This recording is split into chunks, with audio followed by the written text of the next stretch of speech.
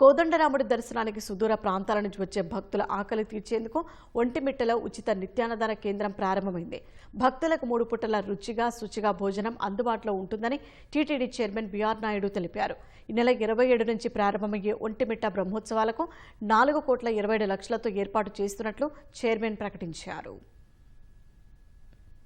గతేడాది కడప జిల్లా ఒంటిమిట్ట శ్రీ కోదండరామస్వామి వార్షిక బ్రహ్మోత్సవాల్లో భాగంగా రాములోరి కళ్యాణానికి హాజరైన సీఎం చంద్రబాబు వచ్చే ఏడాది ఉత్సవాలకు తిరుమల తరహాలో ఒంటిమిట్టలోనూ నిత్యాన్నదాన కేంద్రాన్ని ఏర్పాటు చేయాలని టీటీడీ అధికారులకు సూచించారు. అందుకనుగుణంగా మరికొద్ది రోజుల్లో ప్రారంభమయ్యే శ్రీరామనవమి బ్రహ్మోత్సవాలను పురస్కరించుకుని సోమవారం ఒంటిమిట్టలో ఉచిత నిత్యాన్నదాన కేంద్రాన్ని టీటీడీ చైర్మన్ బిఆర్ నాయుడు లాంఛనంగా ప్రారంభించారు.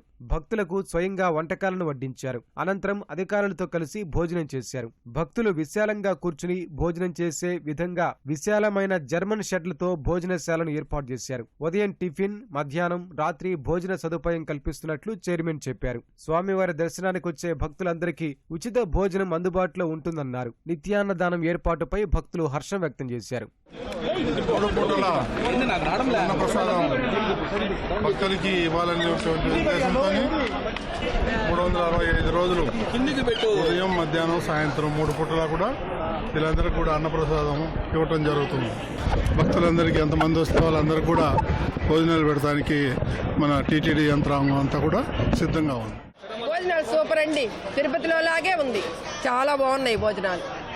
నిత్యాన్నదానం బాగుంది, అన్నం సూపర్ గా ఉంది. తిరుపతిలో ఎలా జరుగుతుంది అక్కడే అన్నదానం, నిత్యాన్నదానం చాలా బాగుంది. అందులో సార్ చేత మేము అన్నదానం పెట్టించుకొని తిన్నాక చాలా సంతోషంగా ఉంది. ఫుడ్ మాత్రం ప్రతిరోజు బాగా జరుగుతుంది. భక్తులు ఎంతంత దూరాల నుంచి వచ్చి ఇక్కడ ఆకలితో ఉండకుండా శుభ్రంగా ప్రశాంతంగా తిని హాయిగా వెళ్తారు. మన తిరుమల తిరుపతి దేవస్థానం తరహాలో మన కోదండరాములు ఒంటిమిట్ట ఆలయం నందు ప్రజలకు 3 పూట్ల కూడా వాళ్ళు భోజన వసతి కల్పిస్తున్నారు. మన టీటీడీ దేవస్థానం ఒంటిమిట్ట రామాలయం వాళ్ళు. దీనివల్ల ఎంతో మందికి ఉపాధి దొరుకుతుంది. ఈ నెల 27 నుంచి ఏప్రిల్ 5 వరకు ఒంటిమిట్ట శ్రీరామనవమి వార్షిక బ్రహ్మోత్సవాలు నిర్వహిస్తున్నట్లు టీటీడీ చైర్మన్ బిఆర్ నాయుడు వెల్లడించారు.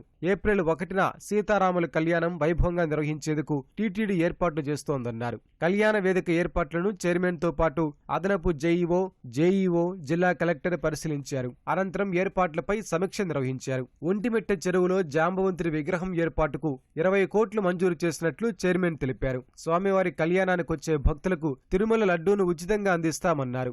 ఏప్రిల్ 1వ తారీఖు నాడు మన రాష్ట్ర ముఖ్యమంత్రి గౌరవనీయులు చంద్రబాబు నాయుడు గారు ప్రభుత్వం తరపున పట్టు వస్త్రాలు తీసుకురావటం జరుగుతోంది. ఈ సంవత్సరం ఇప్పటి వరకు మనకున్న సమాచారం ప్రకారం సుమారు 1,00,000 మంది రావచ్చు అనేటువంటిది అంచనా. దానికి అనుగుణంగానే మన అధికారులందరూ కూడా రాత్రింబవళ్ళు కష్టపడి పనిచేసి వాళ్ళకు కావాల్సినటువంటి ఏర్పాట్లన్నీ కూడా చేయటం జరుగుతుంది. 4,27,00,000 టీటీడీ శాంక్షన్ చేయటం జరిగింది.